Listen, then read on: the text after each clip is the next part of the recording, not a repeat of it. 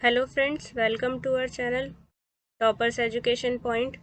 Welcome to our science series. इस series में हम साइंस की क्लास 5th की एनसीईआरटी की बुक को कंप्लीट कर रहे हैं, जिसमें हम 1 बाय 1 सारे चैप्टर्स को कंप्लीट करेंगे। प्लस हमने चैप्टर 11 तक सारे चैप्टर्स कंप्लीट कर लिए हैं और अभी टर्न है चैप्टर 12 की। Chapter 12 is what if it finishes. जिसने चैप्टर 11 तक वीडियोज़ नहीं देखी हैं वो प्लेलिस्ट में जाके चेक कर सकते हैं। Chapter 12 is what if it finishes. ख़त्म हो जाए तो अब आपके दिमाग में क्वेश्चन आ रहा होगा कि क्या ख़त्म हो जाए। और इसमें मैं आपको एक चीज़ बता दूं कि हम सिर्फ और सिर्फ इम्पॉर्टेंट चीज़ें करेंगे जो आपके एग्ज़ाम के पॉइंट ऑफ व्यू से इम्पॉर्टेंट होते हैं और जो आपके क्वेश्चंस आने के चांसेस ज़्यादा रहते हैं। So let's start. यहाँ पे एक बस की जर्नी बताई गई है। यहाँ पे कुछ बच्चे हैं, वो अपने स्कूल ट्रिप पर जा रहे हैं। कहाँ जा रहे हैं वो? अडालज की बावड़ी को देखने जा रहे हैं, जो कि अहमदाबाद से ऑलमोस्ट 8 किलोमीटर के डिस्टेंस पर है। कहाँ से? अहमदाबाद से ऑलमोस्ट 8 किलोमीटर के डिस्टेंस पर है। We began counting the vehicles on the road. और ये बच्चे व्हीकल्स को काउंट कर रहे हैं रोड पे। कुछ बच्चे बाइसिकल्स को काउंट कर रहे हैं, कुछ बसेस को, कुछ कार्स को और कुछ मोटरसाइकिल्स को।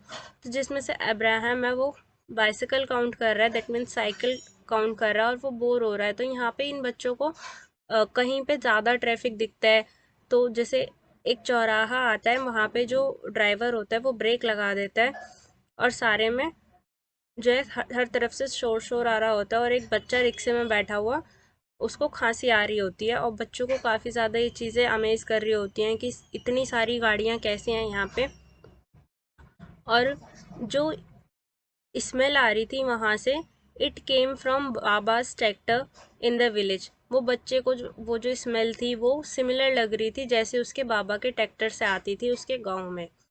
अब यहाँ पे आपको एक पेडागोजी का क्वेश्चन बन सकता है कि लाइक जब हम कोई भी चैप्टर पढ़ा रहे होते हैं तो हमें बच्चों को ऐसे एग्जाम्पल्स देने चाहिए। Examples of familiar highways can help children see the difference between various kinds of roads. Discussion with children could involve listening to their experience about the noise. हम बच्चों को क्या क्या कर सकते हैं? फेमिलियर एग्जाम्पल दे सकते हैं जो उनकी रियल लाइफ से कनेक्टेड हो, और हम उन्हें डिस्कशन का टाइम दे सकते हैं, डिस्कशन कर सकते हैं उनसे, और उनके जो एक्सपीरियंसेस हैं उनको सुन सकते हैं। तो जब बच्चा अपने एक्सपीरियंस शेयर करेगा या फिर डिस्कशन करेगा तो उसकी जो हेजिटेशन है और उसकी जो स्पीकिंग पावर है वो भी अच्छी होगी। और फेमिलियर एग्जाम्पल्स देने से क्या होगा? उसका बच्चा कनेक्ट करेगा चीज़ों को और ज़्यादा अच्छे से समझ पाएगा। Look at the pictures. और यहाँ पे आपसे सिर्फ बेसिक से क्वेश्चंस पूछे कि क्या आपने बाइसिकल चलाई है। ये सारी चीज़ें ये आपके एग्ज़ाम के पॉइंट ऑफ व्यू से इम्पॉर्टेंट नहीं है। और इन बच्चों को यहाँ पे कुछ ऐसा दिखता है कि जो तेल का भंडार है वो सीमित है। ठीक है, जो बच्चे होते हैं, जो ड्राइवर होता है वो पेट्रोल पंप पे रुकता है पेट्रोल भरवाने के लिए। और वहाँ पे क्या लिखा होता है कि जो पेट्रोल एंड डीजल है will not last for ever. ये हमेशा के लिए नहीं है, ये सीमित है। Save it for children. तो इसे हमें अपने बच्चों के लिए क्या करना चाहिए? सेव करना चाहिए। और प्लस एक और चीज़ क्या लिखी है? Switch off the engine when you stop the car. आपको इंजन को क्या करना चाहिए? स्टॉप करना चाहिए। जब भी आप कार को जब भी आप कार को स्टॉप करते तो आपको आपके इंजन को स्विच ऑफ कर देना चाहिए, ताकि आप पेट्रोल को सेव कर सकें और आगे अपनी नेक्स्ट जनरेशन के लिए उसे सेव कर सकें। तो ये बच्चे जो हैं वहाँ पे पूछ रहे हैं, जो पेट्रोल पंप पे काम करते हैं, from deep down and under the uncle from where do you get petrol and diesel. कि अंकल आप ये पेट्रोल डीजल कहाँ से मिलता है? तो अंकल बताते हैं, जो वहाँ पे पेट्रोल पंप पे काम कर रहे थे, from deep deep down under the water ground. तो कहाँ से मिलता है? ग्राउंड में काफ़ी नीचे से हमें ये पेट्रोल मिलता है। तो ये बच्चे जो हैं इनको लगता है कि हम जो काफ़ी इजीली से निकाल सकते हैं या फिर कहीं से भी निकल जाता है, बट जो अंकल होते हैं वो इनको बताते हैं कि ऐसा नहीं है। ये हर जगह पे तेल जो है नहीं पाया जाता, but only at few places in our country we need big machines to pump it out and clean it. हमें काफ़ी बड़ी बड़ी मशीन्स की ज़रूरत पड़ती है इनको निकालने के लिए और इसको साफ़ करना पड़ता है। ठीक है, और ये जो है नेचुरली बनता है और काफ़ी स्लो इसका प्रोसेस होता है। It is not made by a human being और अ मशीन। और वो अंकल क्या बता रहे हैं उनको कि जो ये पेट्रोल होता है ये नेचुरली नहीं, नेचुरली बनता है, अपने आप बनता है। इसको कोई भी किसी भी ह्यूमन ने नहीं बनाया है, ये मैनमेड नहीं है या फिर किसी मशीन के थ्रू नहीं बनाया गया है। तो विच स्टेट, यहाँ पे कुछ क्वेश्चंस पूछे गए हैं। Which state of India have oil fields, किस स्टेट में ऑयल फील्ड्स होते हैं। यहाँ पे आपसे नॉर्मली क्वेश्चन भी पूछा जा सकता है। असम में, गुजरात में, महाराष्ट्र में, इनकी आपको नॉलेज होगी कि यहाँ पे क्या मिलता है, हमें ऑयल फील्ड्स मिलते हैं। Beside oil what else is found deep inside the earth, कि ऑयल के अलावा और क्या क्या हमें अर्थ में मिलता है। तो यहाँ पे हम बच्चों से ट्रैफिक रूल्स के बारे में, मतलब सिमिलर चीज़ों के बारे में हम बच्चों को डिस्कस कर सकते हैं। दे डिस्कस फर्दर, वो बच्चे आगे डिस्कस करते हैं। Divya, is petrol going to finish, कि क्या जो पेट्रोल है वो खत्म होने वाला है।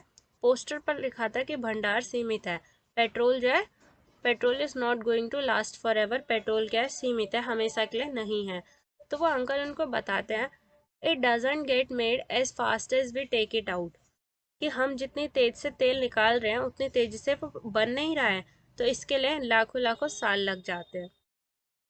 तो अब्राहम पूछ रहा है, how will vehicles run if the oil finishes, कि हम जो है व्हीकल्स को कैसे चलाएंगे अगर ऑयल फिनिश हो जाएगा। तो मंजू बोलती है सीएनजी। यहाँ से क्वेश्चन बनता है 1 मार्क का, आपको लगेगा कि ये सीएनजी की फुल फॉर्म भी कोई पूछने वाली चीज़ है, बट आप जब सीटेट या फिर अदर स्टेट के प्रीवियस ईयर चेक करेंगे तो आपको ये क्वेश्चन मिलेगा कि सीएनजी की फुल फॉर्म क्या होती है, कंप्रेस्ड नेचुरल गैस। ठीक है, तो वो बच्चे क्या बोलते हैं, सीएनजी पे चलेंगे, कि मैंने टीवी पर देखा है और सीएनजी जो है लेस स्मोक देती है, कम धुआं करती है, और ये भी क्या होती है, अर्थ के नीचे से मिलती है और ये भी लिमिटेड है। दिव्या बोलती है, इलेक्ट्रिसिटी कैन बी यूज, कि हम बिजली को यूज़ कर सकते हैं व्हीकल्स को चलाने के लिए। लाइक कि मैंने क्या है, इलेक्ट्रिसिटी की बाइसिकल देखी है। तो यहाँ पे ही बच्चे ऐसे डिस्कशन कर रहे होते हैं, फिर उसके बाद में जो मंजू होती है वो क्या बोलती है कि जब मैं बड़ी हो जाऊंगी तो मैं सनलाइट पर ऐसा कुछ इन्वेंट करूंगी, कार ऐसी इन्वेंट करूंगी जिससे जो वो कार होगी वो सनलाइट पे चल सके, क्योंकि आपको भी पता है कि सनलाइट क्या है, हमारी अनलिमिटेड है, हम इसको कितना भी यूज़ कर लें थोड़ी ख़त्म होती है, नेचुरल सोर्स भी है। और आप लोगों ने सुना भी होगा कि जो सोलर प्लांट होता है, तो सोलर कुकर है, सोलर सोलर सेल से क्या बनते हैं, सोलर प्लांट्स वगैरह भी होते हैं, जिसकी वजह से हम क्या कर सकते हैं, यूज़ कर सकते हैं और लाइट वगैरह भी चला सकते हैं। Treasures from the earth, it is not easy to find out where oil is deep down the earth, ये जो है इजी नहीं है ये देख पाना कि किस जगह पर ऑयल है। साइंटिस्ट जो है स्पेशल टेक्निक्स और मशीन्स का यूज़ करते हैं ये चीज़ फाइंड आउट करने के लिए कि कहाँ पर पेट्रोल है। Then through pipes and machines petroleum is pumped out, और फिर मशीन्स और पाइप्स के थ्रू क्या होता है, पेट्रोल को बाहर निकाला जाता है। This oil is smelly, thick, dark और कलर्ड लिक्विड। तो अगर ये चीज़ पूछी जाए कि जो ऑयल होता है जब हम निकालते हैं, पेट्रोल निकालते हैं, तो कैसा होता है, स्मेली होता है, उसमें स्मेल आ रही होती है, थिक भी होता है और डार्क भी होता है, डार्क कलर्ड लिक्विड होता है। ठीक है, किस फॉर्म में निकलता है, लिक्विड की फॉर्म में। It contains many things mixed it, और इसमें काफ़ी सारी चीज़ें मिक्स भी होती हैं।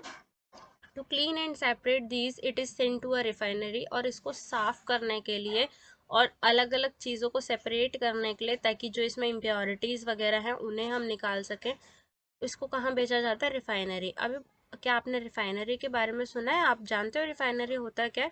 It is from this petroleum और oil that we get kerosene, diesel, petrol, engine oil, fuel और एयरक्राफ्ट। आपको ये भी पता होना चाहिए कि जब हम पेट्रोल या फिर ऑयल निकालते हैं उसी से ही हमें क्या क्या मिलता है, kerosene, diesel, petrol, engine oil और फ्यूल एयरक्राफ्ट के लिए। क्वेश्चन आता है कि जो पेट्रोल है या फिर जो हम ऑयल निकालते हैं ज़मीन के नीचे से, उससे हमें और क्या क्या चीज़ें मिलती हैं, या फिर आपको कुछ ऐसा ऑप्शन दे दिया, क्वेश्चन में ये पूछा जाएगा 3-4 ऑप्शन देकर कि इनमें से कौन सा है जो हमें पेट्रोल से नहीं मिलता। ठीक है, या फिर किसको हम इनमें से एक्सट्रैक्ट नहीं कर सकते, क्या हम इस चीज़ से नहीं निकाल सकते। तो अगर ये चीज़ें दी हुई हैं तो आपका ऑप्शन टिक हो जाएगा कि ये चीज़ें हम निकाल सकते हैं, और जो एक्स्ट्रा ऑप्शन में होगा वो चीज़ हम नहीं निकाल सकते। एलपीजी, एलपीजी की फुल फॉर्म क्या होती है, लिक्विफाइड पेट्रोलियम गैस। क्या होती है एलपीजी की full form, liquefied petroleum gas.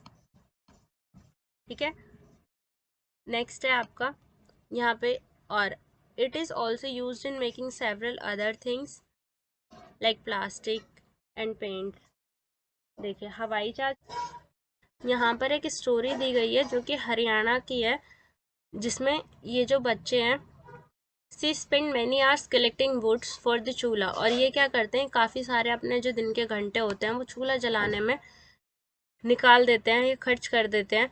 From the past 3 months she has a cough, there is a lot of smoke when damp wood is burned.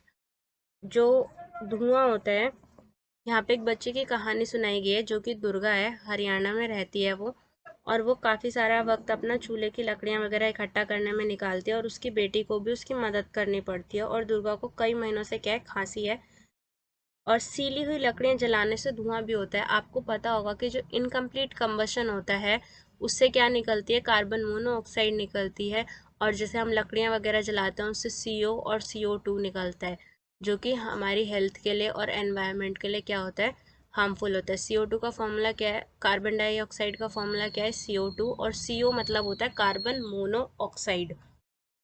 ठीक है, यह हमारी सांस के लिए भी जो है हार्मफुल होता है। हैव यू एवर कलेक्टेड, यहाँ पे आपने देखा है या फिर आपने कभी इकट्ठा किए हैं लकड़ियों को। और जो ये काउडंग होते हैं, काउडंग केक्स मतलब गोबर के जो उपले होते हैं, ये किससे बनते हैं, किससे बनते हैं, जो गाय और भैंस जो गोबर करती हैं उसी से ये बनाए जाते हैं। आगे देखिए, today about 2/3 people in our country use उपले वुड एंड ड्राई ट्विंग्स। जो आज के टाइम पर भी ऑलमोस्ट 2/3 जो पीपल है, मतलब 2/3 जो लोग हैं वो उपले, लकड़ी, सूखी टहनी आदि का इस्तेमाल करते हैं। ड्राई ट्विग्स का मतलब है सूखी लकड़ियाँ। These are use not only for cooking food but also for keeping warm, for heating water and for lightning. और ये इनको हम और किस किस चीज़ में यूज़ करते हैं, फूड पकाने के लिए, या फिर अपने आप को गर्म रखने के लिए, ठीक है, लाइट के लिए, हीट करने के लिए, पानी को गर्म करने के लिए। Many other things are use for these और एक्टिविटीज़, और भी काफ़ी सारी चीज़ें हैं जिनको हम यूज़ करते हैं, केरोसिन, LPG, कोल और इलेक्ट्रिसिटी। ठीक है, इन सब चीज़ों का भी यूज़ करते हैं। और एक और क्वेश्चन मैं आपको बता देती हूँ कि जैसे ठंड होती है, ठंड में क्या करते हैं लोग, लकड़ियाँ जला के अंगीठी वगैरह में जला देते हैं, और आपने सुना होगा कि कई सारे लोगों की क्या हो जाती है, डेथ हो जाती है।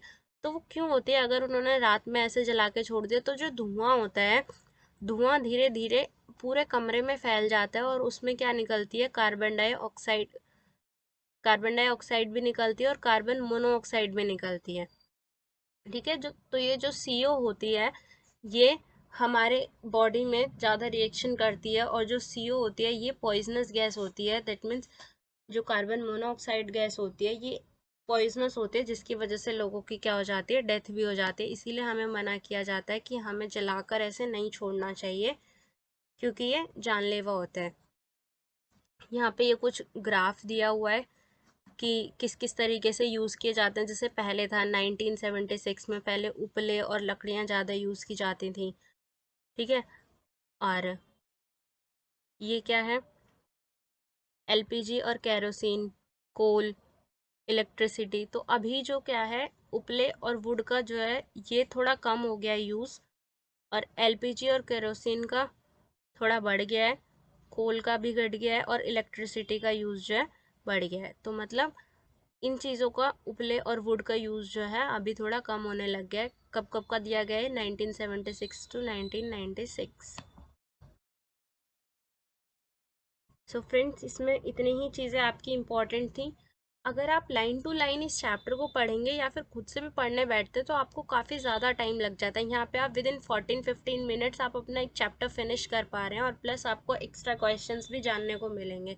सो फ्रेंड्स, आपको वीडियो कैसी लगी आप कमेंट बॉक्स में ज़रूर बताएं। अगर आपको वीडियो अच्छी लगी है तो लाइक कीजिए, शेयर कीजिए, और चैनल को सब्सक्राइब कीजिए, प्लस बेल आइकन को प्रेस कीजिए ताकि आपको आगे आने वाले चैप्टर्स का नोटिफिकेशन मिल सके।